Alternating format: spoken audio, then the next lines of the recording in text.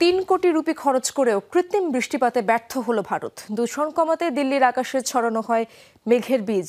2 দফায় বিমান দিয়ে ক্লাউড সিডিং করেও মেলেনি সফলতা।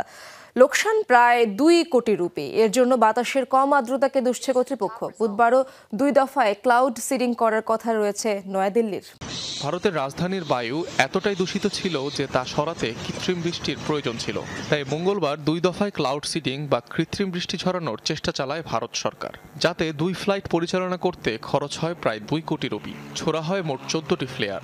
কিন্তু দিল্লির কোথাও বৃষ্টি হয়নি, স্বস্তিও পায়নি নগরবাসী। মে মাসে ক্লাউড সিডিং প্রকল্পের অনুমোদন দেয় বিজেপি সরকার। বরাদ্দ দেওয়া হয় 3,21,00,000 রুপি। কানপুর আইআইটির সঙ্গে যৌথভাবে প্রকল্পটি নেওয়া হয়। ব্যর্থতার মুখ দেখায় তাই ক্ষমতাসীন বিজেপিকে কটাক্ষ করছে বিরোধী দল আম আদমি পার্টি। মূলত কৃত্রিমভাবে বৃষ্টিপাত ঘটানোর একটি প্রক্রিয়া ক্লাউড সিডিং, যেখানে উড়োজাহাজ থেকে মেঘের উপর সিলভার আয়োডাইডের মতো রাসায়নিক পদার্থ স্প্রে করা হয়, যা বাতাসে থাকা জলীয় বাষ্প ঘনীভূত করে পানির ফোঁটায় পরিণত করে।